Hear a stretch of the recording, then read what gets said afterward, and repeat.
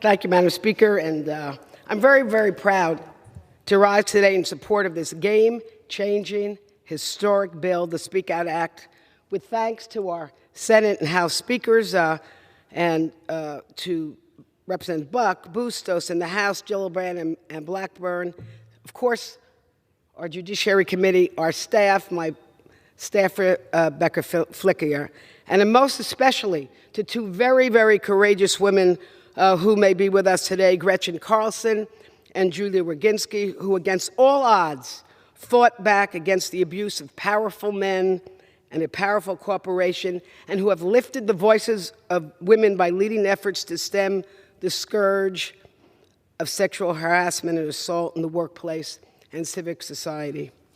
Thank you to Gretchen and Julie.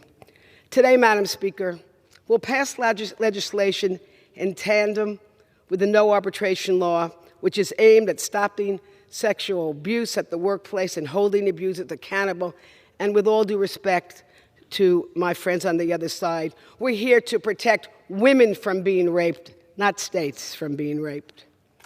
Current and federal law in most states allow employers and others to force non-disclosure agreements into employment and consumer contracts that silence survivors of sexual assault and harassment.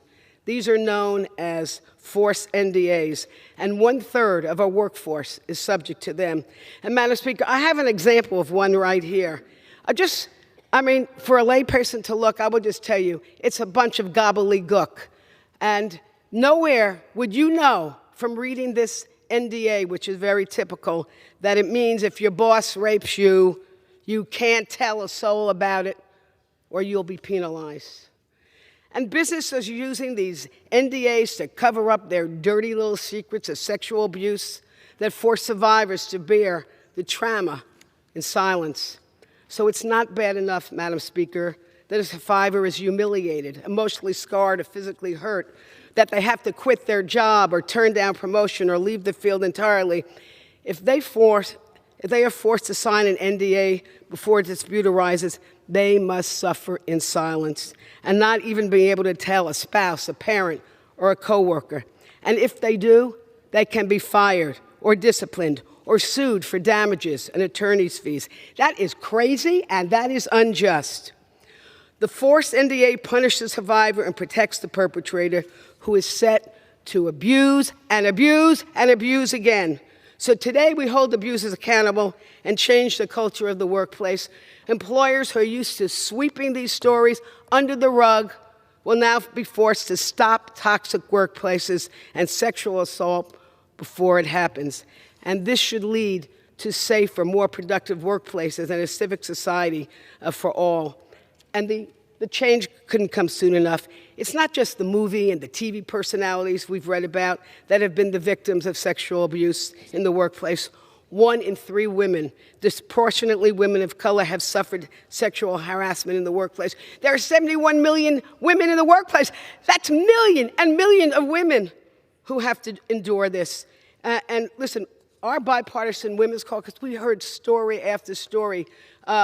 Maids, hotel maids, raped by guests, waitresses pinched by their customers to earn tips, farm workers assaulted in the field by their supervisors, a tech worker forced to date potential customers. It doesn't matter. It doesn't matter whether you're a hotel maid, a farm worker, a secretary, CEO. People in all walks of life are being inappropriately touched, raped, harassed by supervisors, coworkers, customers, and service providers. And the Speak Out Act, Madam Speaker, will make these forced NDAs null and void. But I do want to add, I yield the gentlelady an extra 30 seconds. Thank you.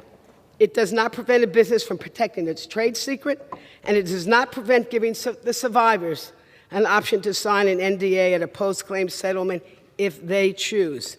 So, folks, let's all say no to the dirty little secrets that promote sexual abuse, ruin lives, and degrade businesses. I urge my colleagues, Democrat and Republicans alike, to vote yes on the Speak Out Act. Thank you, Madam Speaker, and I yield back.